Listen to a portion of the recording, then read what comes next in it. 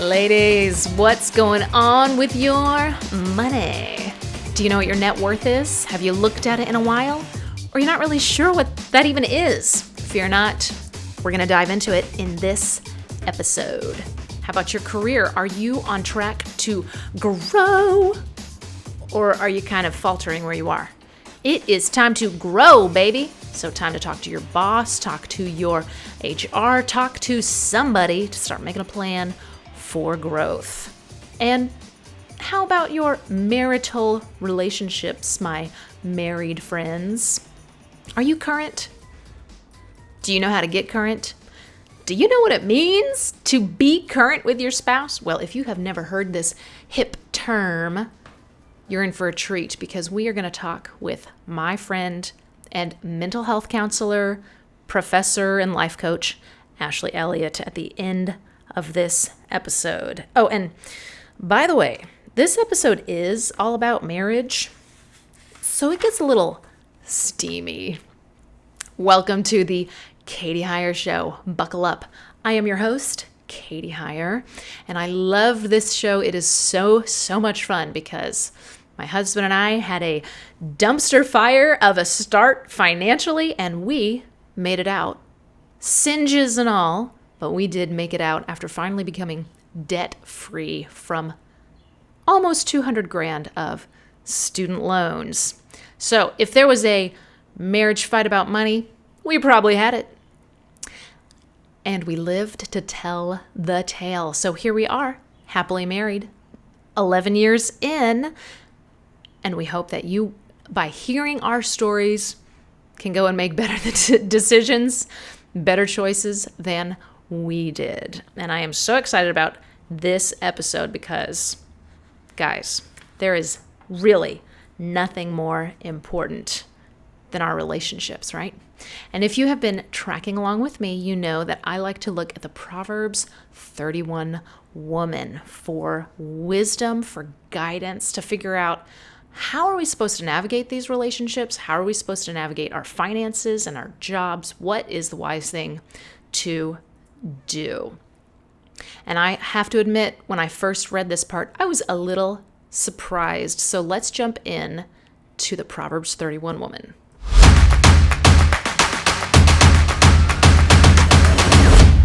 Proverbs 31, verse 23. Her husband is respected at the city gate, where he takes his seat among the elders of the land. Okay, but what gives? Because every single other one of the Proverbs 31 woman's verses are about the virtuous woman.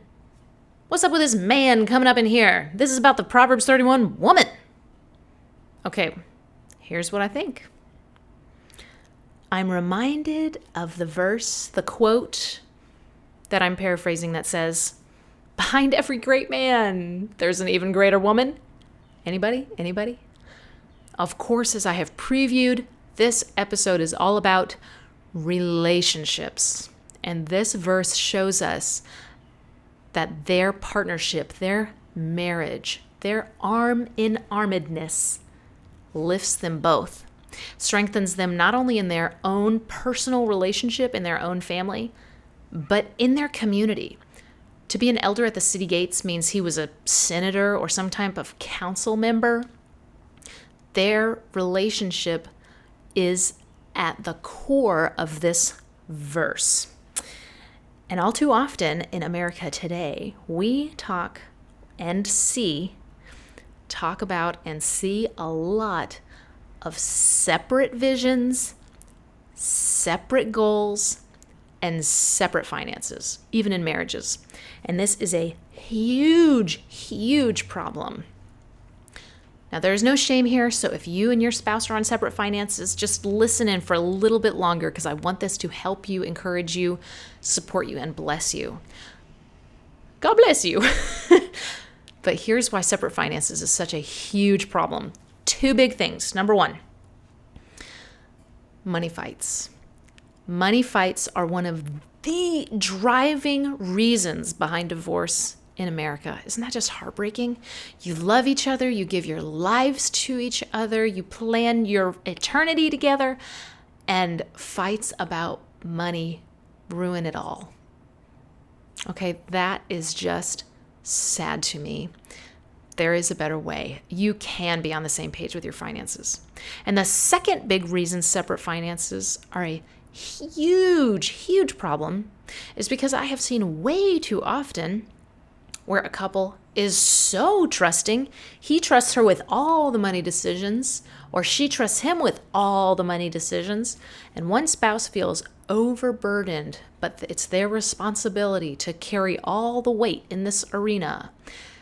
And then, years later, Mr. Money Manager or Miss Money Manager passes away, and the other one has no idea what the bank account numbers are, no idea the passwords to log in, no idea if we even have a life insurance policy.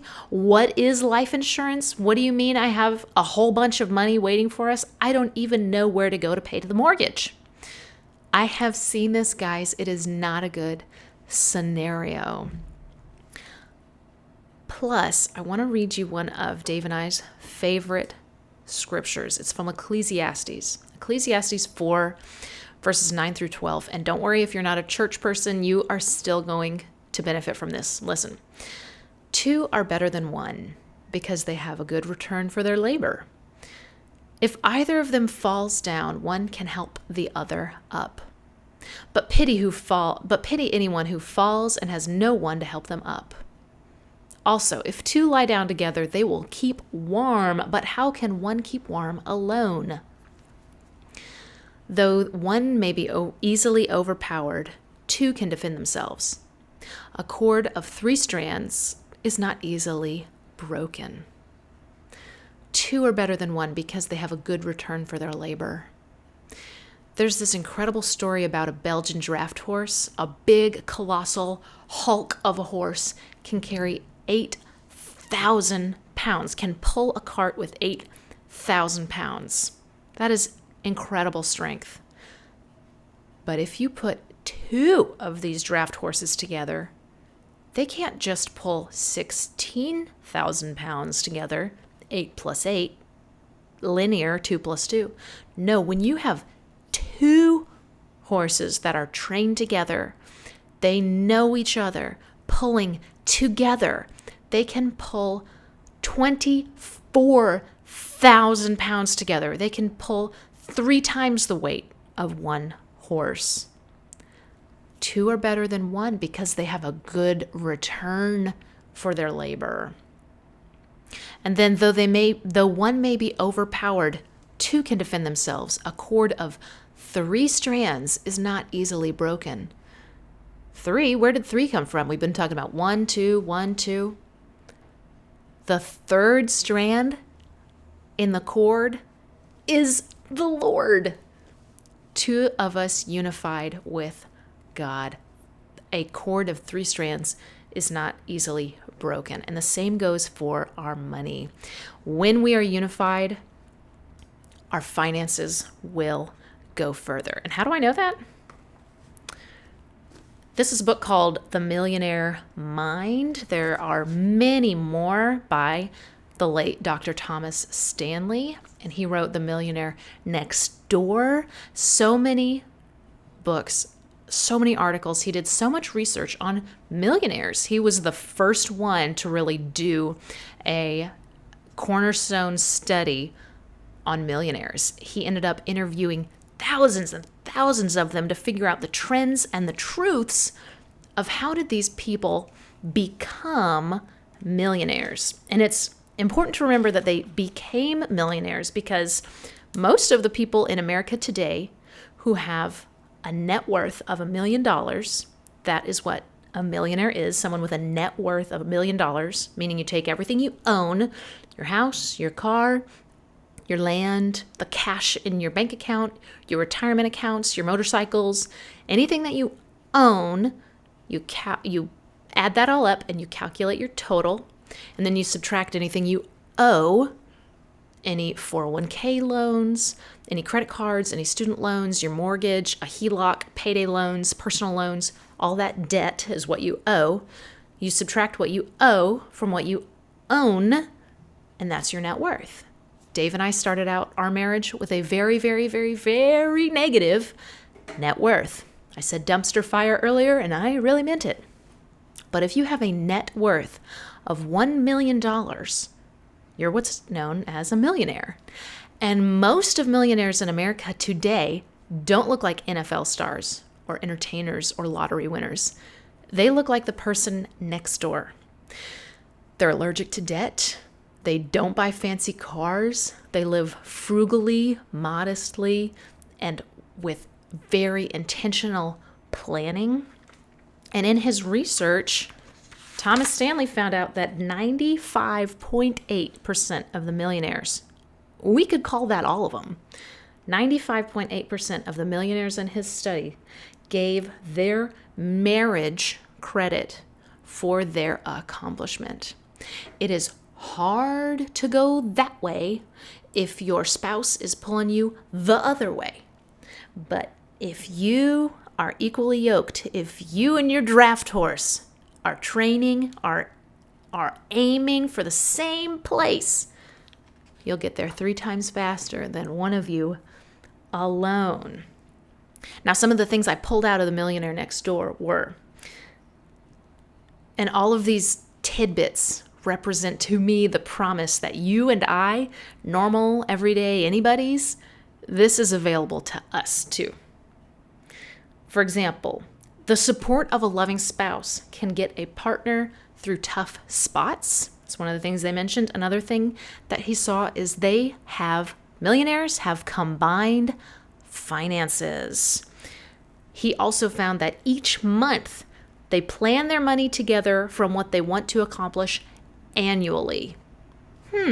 Each month within an annual goal. Sounds to me like the B word, the budget.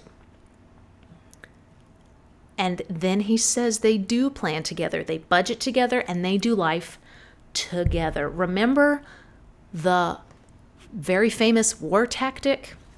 Divide and conquer. Don't be divided. Don't be conquered. Be unified. Don't be on 2 different tracks. That means having one combined bank account. And there's a lot of frustration whenever I say this, because people have trust issues, people have been hurt before, or they saw their parents divorce from money fights, and people have been burned. And I get that. That's why I'm really excited about the interview that's at the end of this episode with Ashley, because she is going to talk a ton about restoring trust after broken relationships, because this is a really important thing for us. Now, if you're married and you have never talked with your spouse about money, or if you're engaged, or if you're talking really seriously with someone and you think it's going in the right direction, this is going to be really serious really soon, it is so important to talk about money. So I have designed a fun little activity for us on this episode.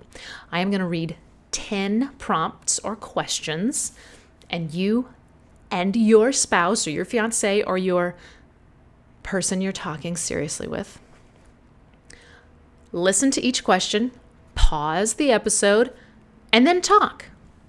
And I know it's awkward. I know it can be hard and it can feel icky to talk about these very personal things where we feel vulnerable or we feel like I can't trust anybody in this area. So I know it's awkward. And so because I know it's awkward, I'm going to just up the awkward factor and we're going to have fun by enjoying some awkward music. You ready? Let's go. 10 things to ask your spouse to get on the same page with money. Number 1. What was the subject of money like in your household growing up? Pause. Number 2. If you found $100 under your mattress on the road, would you rather spend it or save it? Pause. Number 3. What does a dream vacation look like for you? And how much does it cost? Pause. Number 4. What do you wish you had been taught about money before you moved out of the house. Pause. Number 5. What is something that freaks you out, concerns you, or stresses you out about money? Number 6. What about kids? Should kids get paid for chores? If so, why are we not? And which ones? Which ones should they get paid for? How much should the tooth fairy deliver for a pearly white? Pause. Let's talk about in-laws and outlaws. Do you think you could or should support your parents in their golden years? Is that a dream or a dread? How much, how often, and how soon? Pause. Number 8. What does your dream retirement look like? House, car, hobby, location, age, income, everything. Dream big. Pause. Number 9. What does your dream job look like? Your role, the sector, the physical location, the hours, the income, everything. Dream big. Pause and answer. Number 10. What does your dream life look like?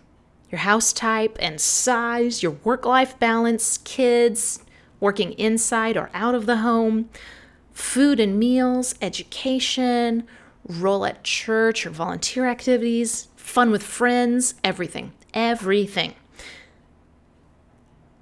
Then listen for one more bonus question at the end after you answer this. Pause. Okay, we're back. Here's the bonus activity. If you just did this activity with your spouse or your fiance or that person you love that you're talking seriously with, guess what? You just determined your why. You just went through a hard process, a difficult process of looking at yourself internally, of hearing your loved ones' wants, needs, dreams, and desires. And now you know your why. This is the why of why you're willing to do the hard work of talking, communicating, and budgeting together and working the baby steps to get out of debt, build your savings, and then invest for the future. This is your why. You have it now. And if you are honest, you also know what scares your spouse, what stresses them out, what makes them angry, what from their childhood do they remember that colors their today. You know these things. They're very important. But now you know these hard conversations, and now you know the building blocks of being able to trust one another. So I want you to keep listening, and here's your bonus activity. Repeat after me. I love you. I trust you. I will do life with you together. And that includes our money. Was that hard? It might have been really hard. It should have been really hard. So many people struggled with this. Or no two people grew up in the same household. One of you could have grown up with money fights every day. One of you might have grown up in a divorced household. One of you might have grown up with a single parent struggling with money. One of you could have grown up where money was just never, ever discussed and you just didn't know how it worked, where it came from. Any infinite number of possibilities are out there, but it's important to know what it is. It's important to know how you feel today. And look, if you have even more struggles with this than just here's where I came from, here's where I want to be, here's where we should go together. If it's a lot more complicated for you, enlist the help of a counselor. That is what they do. There are professionals in your corner. And hey, I'm a financial coach, so if you too want to work with me and we can knock out your goals together, I would love that. Hit me up at katihyershow.com. Email katihyershow@gmail.com. Find me on Twitter, Instagram, and we can start getting together today. I want to help you combine your finances because I know and I believe passionately about this subject, and I believe in you. Oh, and by the way, if your spouse is willing to budget, they've said they're willing to, but they really hate it. If they're willing, but the flesh is weak, I think you should just plan out a reward ahead of time. Put it in your calendar. Budget and bedroom. Money planning and marital bliss. I'm just saying. Reward yourselves after you do the hard work of talking about a budget. Now, you are in for a treat because we are going to dive into an interview with myself and Ashley Elliott, and she is going to make you laugh. She's going to give you some great takeaways, and you're going to love it. She also takes a hilarious and awkward trajectory towards sex, which until this episode, I have not ever talked really super blatantly about, but we will now. So what are we waiting for? Let's get into it. Yay. Ashley, welcome to the show. Hey, thanks for having me. I am so excited to have you on because you are an expert in relationships and, man, talking about relating, especially in the world of money, is so important. Yeah. So why don't you tell us a little bit about your background? I know you are in academia. You're also a coach. You also teach courses. You guys do a lot. Yeah. Well, thanks. Thanks for having me. So my husband, Chuck, and I, we have a little bit of different backgrounds, but we kind of come together and we focus on relationships. So he's a pastor and I'm a professor. So I oversee the psychology and addictions counseling program at a small Christian university in Southern Indiana. And then he is a pastor in Evansville. And so we met at a Christian college and we knew that we wanted to do ministry together from our first date where we played racquetball. It was a great time. Aw. Sat and learned all these things about one another. And, we realized that, helping others is a part of both of our dreams. And so we knew that from day one. And then it's just looked different over the years. But a little over a year ago, we took time and said, we're going to just start making videos to help others in their relationships. And we made an online course and you got published on Right Now Media. And we get to be content producers for YouVersion Bible app. And so we have some reading plans there. And so we've just continued to do whatever we can on the side, which we have 3 boys, so we can't always do as much as we want. Yeah. But we definitely see the value in helping others with relationships. And so we know that ties with money, all the different things. And, so relationships are hard and we want to help others have better relationships. So, and we've been married for 13 years now. Oh, congratulations. And how old are your kids? We have 3 boys. One is 2.5 and then Aw. 9 in a couple days. So he's getting ready to turn 9 and then 11. Got it. That is awesome. So you have some 2 big helpers to help with the little one. Yes, they're very helpful. Sometimes more so than the 2-year-old wants. He's like, stop, I want to go this way. Yeah. They're constantly turning him around and redirecting him. Well, thank you for coming on the show. And I think that you and your husband, who we thought about having him on at the same time, but I am just figuring this out. So I thought, let's just keep it simple. Yeah. I love that you guys in your service to others as you try to help them strengthen their marriages. I love how you guys have this unique combo of Bible, like pastor on the one side, and you're an academic, you've got the psychology smarts on the other. That's just such a unique combination. So I'm sure it's very helpful. Thank you. Yeah, definitely can be helpful, Yeah. especially whenever people in the church, they have problems and it's relationship problems. It's not just a spiritual problem. It all kind of goes together. It all does go together. So let's jump into that. I mean, when people are relating with money, let's say husband and wife, and they're on 2 totally separate pages with money. Maybe their accounts are separate. Maybe they've been married for 15 years and they've never had a conversation about money. They've never had combined accounts. There is no trust there. That's kind of isolated from the rest of their relationship. How do you build trust when it comes to personal finances in a relationship? Yeah.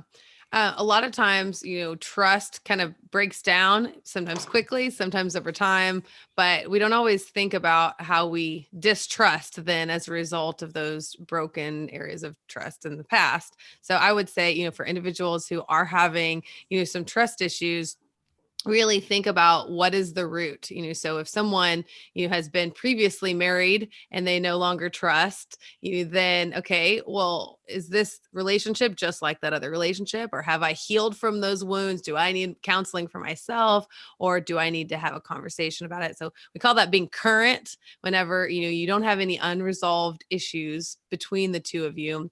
And if you do have those issues, then you're not current. So to get current is to deal with those issues and to help, and so if we do that, then we can build more trust. So really looking at, where that feeling of distrust comes from, because if Let's you don't go look at it, you can't. back.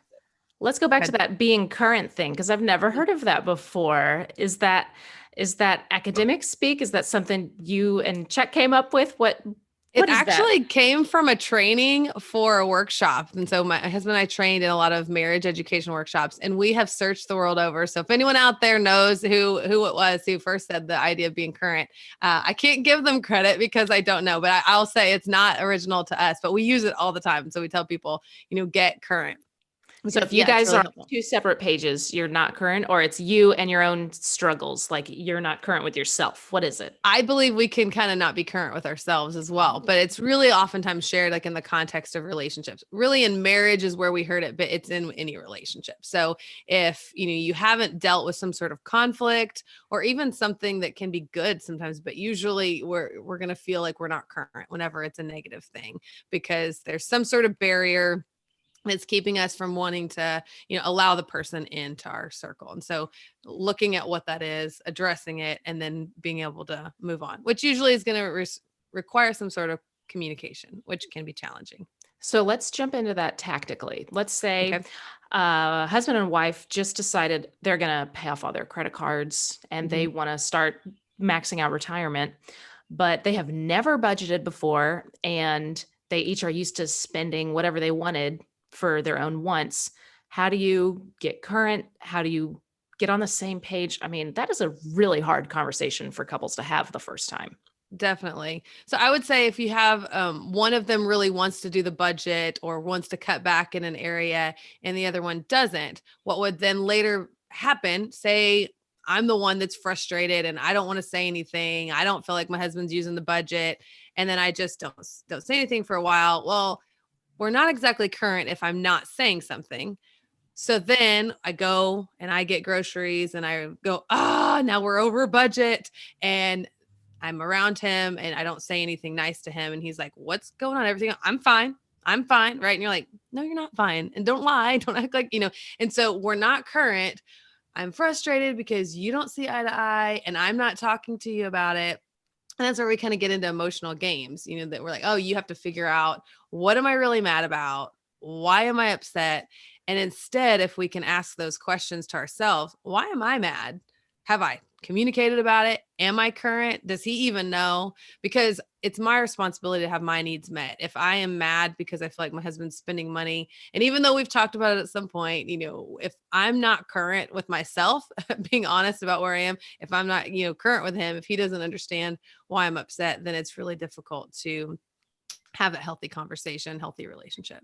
I think we just raced by such an important gem and such a critical piece of this whole puzzle. You said, quote, it's my responsibility to have my needs met. And you said that within the context of you've got steam shooting out of your ears because he spent something where he wasn't, but you don't even know why you're mad. You haven't even asked yourself. And I remember those very conversations with my husband where I would look through our bank app and I would see Taco Bell, right? It was $4. Come on, Katie, get a grip. But I can't think of any time where I stopped and I thought, why am I mad?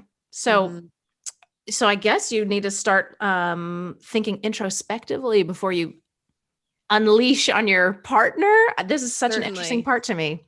Yeah, and certainly. Okay, so when we get angry, we oftentimes feel a bit more powerful. So, just take your example with your husband. If you feel like he's not on the plan and he's broken your trust, it's easy to just lash out or feel like it's all his fault.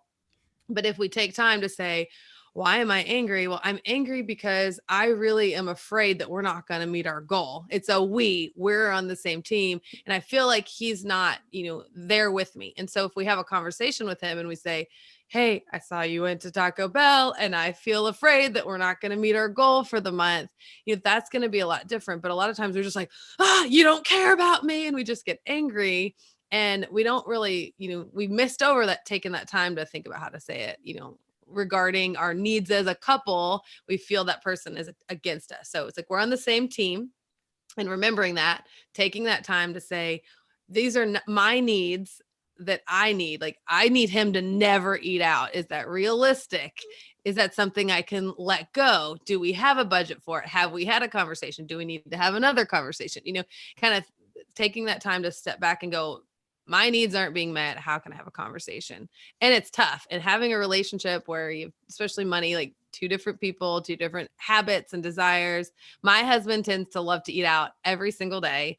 And he does ministry. So sometimes there's a little bit of a budget for it. So sometimes it's through the church, but it's like, I will take my lunch every single day. And we are the exact same. It is the same in our house. Dave could go out to eat every single day. And all I can see is, if we'd have invested that money over the course of our lifetime, we could have bought an island for our children. Yeah. But so I just try to say, okay, we've had many conversations about it. I'm not going to get angry about it. I'm going to talk about it. And then he's going to try to show me ways. Like, I'm trying to come here a little bit, not just that, like, I have this need to control him, but like, he has a need literally as a job responsibility to meet with people and all this thing. And so that's made it a lot easier for me, because I'm like, okay, he's doing ministry and I don't want to do ministry. I want him to do ministry, but just learning how to fit that into the budget makes it better, because then we're having the conversations, my needs. I'm not triggered every time I see that, on the account going, so our perspective can be changed through that communication, through being current about it and knowing what my needs are. But also, of course, I have to care about his needs if I want to be in a relationship that's built around trust. You're dropping just all these incredible gems. Like I keep saying, for example, you said when we get angry, we feel more powerful. And I don't think I've ever connected that, but it's true. When we call it mama bear, right? If you do something bad against your kids, your mama bear comes out and you're going to rip that little neighborhood kid who pushed my kid down on the bike to shreds, right? We do feel powerful. So I'm kind of thinking for myself, if I am feeling mad about something, to channel that power toward exactly what you were pointing to earlier, which is the relationships goals.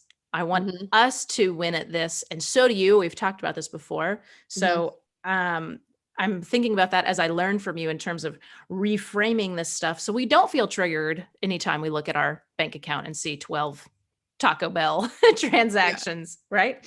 But what about when you are in a rockier relationship? Maybe you've been divorced and things went terribly the first time in any realm, but especially like you couldn't trust each other with money. And now you're in a new relationship.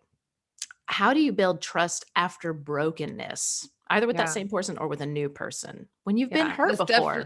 That's definitely a challenge. It's not easy in any situation that's like that. Kind of segueing a little bit with your, discussion about anger and how it's, it makes us feel powerful. I do want to remind that, like, anger is a good thing, though. It's not all bad. Like you said, channeling that anger is a good thing.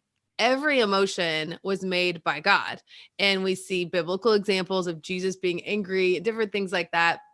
And so we can be angry and not sin. We can also have feelings of distrust and not be destructive. And so if we listen to those emotions, ask the question, what's this coming from? And so if you have a couple that, like, they have had a rockier relationship in the past, they feel like this relationship is the best thing that's ever happened to them, and they want to build trust, but they're struggling because they have this baggage from the past relationship. Maybe they weren't current with themselves. Maybe they weren't ever current with that relationship. They're hoping to be better in this new relationship, but it just doesn't happen overnight. Or automatically. Right. Yeah. It doesn't just happen because you got this new person, because you're taking yourself in that new relationship too, which is part of the problem. We're all part of our own problems. But as you, look at this new relationship, I want to build trust. asking yourself, like, am I listening whenever I feel a sense of distrust? Is there a red flag that I'm dismissing? Because this oftentimes happens, so I have distrust because you spent $1,000 and you didn't even talk to me about it. And you're like, okay, I'm not going to deal with that because it's a new relationship. Are we dismissing some of these things, or are we then having conversations? So looking at, the good in some of those emotions that we feel instead of stuffing them or turning to media and isolate, like pushing them away, but, giving that space to, like you said, be introspective, to ask the questions, what do I need and why am I not trusting? So looking through, those emotions is definitely a key to building trust. And again, like you said, it doesn't happen overnight. One of the things that Dave Ramsey says all the time in his show is you need to be on the same page in Mm-hmm. 4 areas: how you parent, what you're going to do with your parents as they grow older, what your faith is, and how you deal with money. And Mm-hmm. if you are on the same page with those 4 things, you are just statistically likely to have a successful relationship. And so this conversation about how to communicate, how to trust in finances is so important. It's one of the 4 pillars. Mm-hmm. Certainly. And I love how you keep turning it back to introspection. Why am I feeling this way? Ask yourself, what need do I have that's not being met, instead of just having the steam flowing out of your ears all the time. What about brand new relationships? People they don't have a history of brokenness. It's just, we're brand new. We're going to move in together. Is there any kind of wisdom about joining finances before you're married, or living together before you're married? What does that all have to do with money and relationships? Yeah. Okay. In our society, I mean, research has shown that people move in together much more frequently than they used to.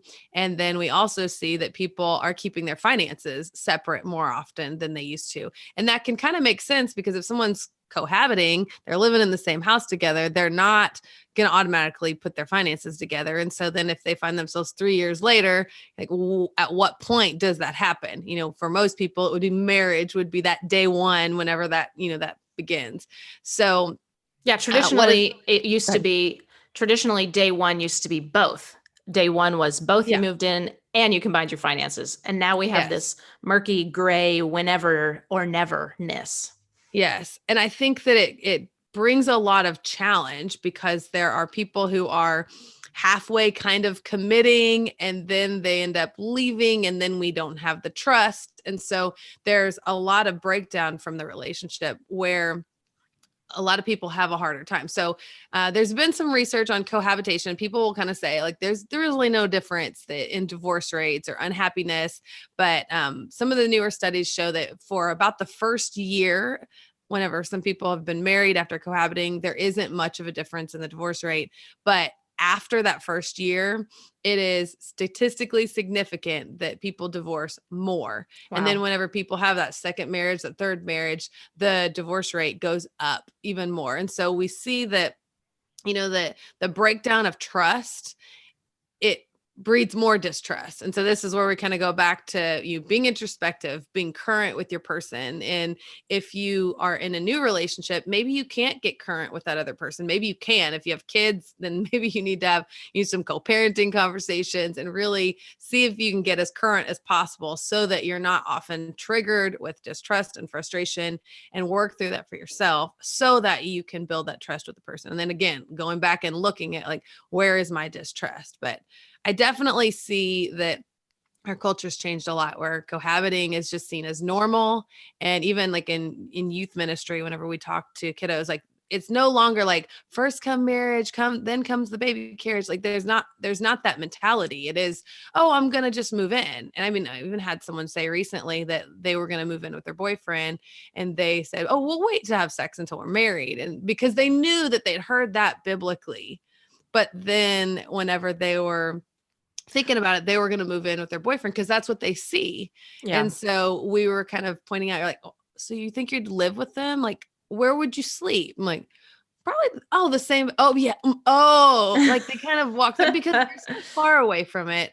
But we see that, like, no, we have to have this training, this thought, Mhm. like this plan ahead of time. Because my husband and I, we didn't have sex until we were married, but it didn't happen magically. It was Us a lot. neither. Yeah. But we like had to plan, we had to work, we had to learn. Ooh, this doesn't work. We can't go to his apartment by himself because there's no one who's going to be walking in. Correct. And so the things that we value, if that's, having a lasting marriage, being debt free, they don't happen without much effort. And so it happens with effort, with planning, with goals and accountability and friendships like they were like, okay, we can do this. Yes. Okay. Well, since this conversation has derailed into the sexual realm, I'm just going to jump on board and Okay. say, yes, my husband and I, we did not have sex until we got married. Same thing. But we made the mistake of having a 14-month-long engagement. Oh, And my man. hormones almost killed me. Every time that college age Dave walked by me, like my clothes almost flew off of me. It was Yeah. terrible. I do not recommend. I do not recommend if you're trying to wait Yeah. a long engagement, because you're just going to torture yourself. Yeah. Now, train back on the rails. I hope you Okay. enjoyed that, subscribers, listeners. Just we're raw and honest here on the Katie Heyer Show. But I was really digging the entire thread that you're weaving throughout this, which is, if you are not careful and intentional with your own understanding and how that relates to trust in relationships, then you are building a revolving door for yourself Mm, of broken relationships. Like you were yeah. saying, with cohabiting, which, by the way, I was pronouncing wrong in my head for the last 32 years. I thought it was cohabitating.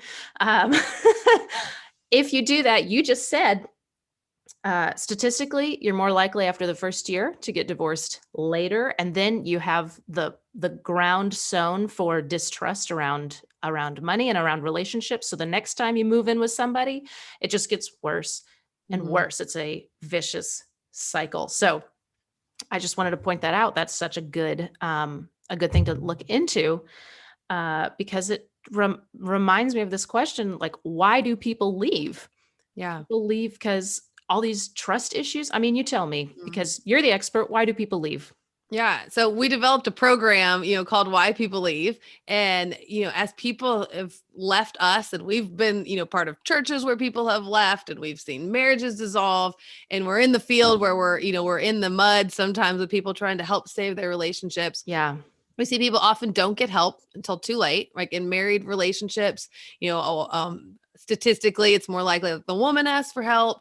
Okay, the guy doesn't want to, and then a year later or some time later, the guy's like, "Fine, I'll get help," and she's like, "I'm not getting help now. I'm done." So the Oh timing is man. off, and so there's an attempt by both parties, but not really reciprocated at the right time. So then we say, if your spouse asks for counseling, go. It doesn't matter when it is, because they're crying out for help. And it's Yeah. just so hard anyway to, repair and to be current, all those things. So, but what we found is that there are cognitive processes that occur before people leave. And so we kind of move from this positive space, you think that honeymoon, that new relationship, everything's great, to this negative space where we just really have a hard time. We get in these cycles of thinking that are difficult to get out of. And so this program that we created, helps individuals understand some of that cognitively, but also really understand themselves and go through exercises to help them as they process, why am I tempted to leave? Or even for people from a preventative side, that me knowing this will help me, take care of myself before I would be tempted to leave, and kind of understand my mindset so that I can get my needs met and move back to that positive space. I can see how so many people would need that. So it's a bunch of different lessons. How have you broken it out your course? Yeah. So it's an online program. You can go to our website, which you'll put in the show notes at l8lifecoaching.com. And you can, just subscribe. You can start it immediately. It's self-paced, and it is 8 lessons. And so you go through, like, watching the session, have some reflection questions, sometimes activities throughout, and then you're able to kind of process that on your own. If you're in a relationship with someone, then, I would encourage, like, talking through some of this content, even if it's, we've had people who are just family members or small groups, church, like, go through this, and then they're processing and discussing those questions and reflecting upon, who who they've seen in their lives who have, left and how that's affected them and what maybe has been going on cognitively. I love it. I am going to include all the information in the show notes, and I just encourage everybody to take a look. I mean, we all need help with relationships, and I am loving this interview. I have gotten so much out of it. I have taken a bunch of notes. Oh, History awesome. makers are note takers, as you know. So this has been a blast. Thank you for sharing all of your wisdom with me. And I just want to know if you would consider coming back on the show and we can talk some more. Well, of course, I would love to. Thanks so much for having me. That would be awesome. Absolutely. My pleasure. Thank you, my friend. I will talk to you soon. All right. Have a great one. Bye. That was awesome. I just love Ashley. She may be from the polite, kind, sweet Midwest, but that girl is fiery. And if you want to learn more about her course, why people leave, just go to the course website in the bottom of the show notes. You can find it at elliotlifecoaching.com. And speaking of the show notes, I'm also going to link to some of those millionaire studies, the Millionaire Next Door, Millionaire Mindset, Everyday Millionaires, so you can test me, buy the book, and see for yourself a one-page, one-account, one united vision marriage is central to achieving your wildest money goals. Check it out and then start working toward it. If you need help with this, I am here to help you. Experts on millionaires say that 95.8% of the wealthy credit their marriages for their financial success. So if you want to be a millionaire one day, you must combine your finances and learn to build trust. And this episode tells you how. If you need a refresher, go back to the 10-question activity. I know it was awkward, but it can be so much fun and it will help you in the long run. Go back to the interview with Ashley. Dig deep into that episode, into that interview, to figure out what is going on really with me internally. What is really the issue here? I'll link to everything in the show notes. I want to make sure you have the resources you need. Let me know how your financial journey is going, how your career is going, how your relationships are going, because I want to know. Because I'm going to ask. Ladies, what's going on with your money?